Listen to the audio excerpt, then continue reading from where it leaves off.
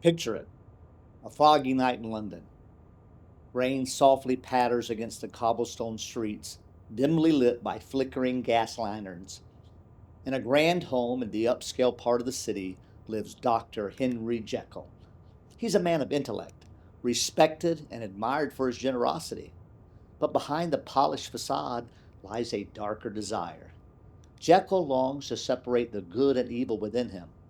He believes that if he can isolate the darkness, he can indulge it without guilt and still be seen as a good man.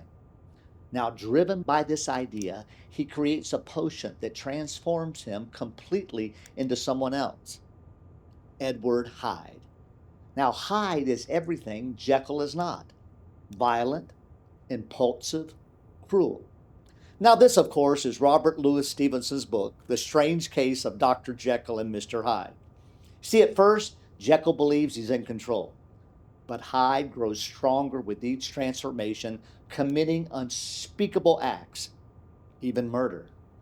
Eventually, Jekyll realizes he hasn't created a new being, he simply released the evil that was already there, hidden beneath the surface. Now, one moment in particular reveals the depth of this tragedy. He's sitting alone on a bench in Regent's Park. Jekyll reflects on all the good he's done. He compares himself to others, and he feels proud of his moral efforts. He says, quote, "I smiled, comparing myself with other men, comparing my act of goodwill with the lazy cruelty of their neglect." At that very moment of that vainglorious thought, a qualm came over me, a horrid nausea, and the most deadly shuddering. I looked down. I was once more Edward Hyde. The transformation happened without the potion. That was the turning point. By the time Jekyll realized the truth, it's too late. Unable to stop the monster he had become, he ended his own life. In his final letter, he confessed that the evil he thought he could control had always lived within him.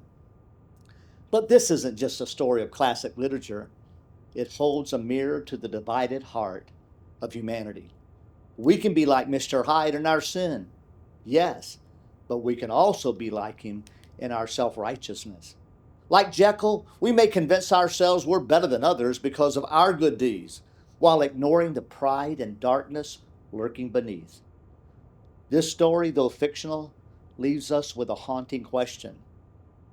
What if the greatest danger isn't around us, but within us?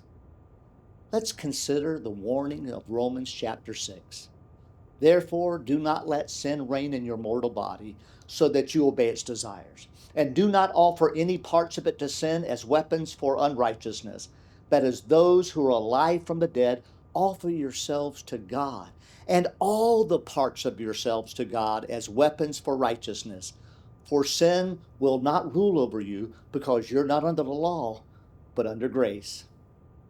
Now let's step beyond the pages of fiction and take a hard look at the world and the hearts we live with today.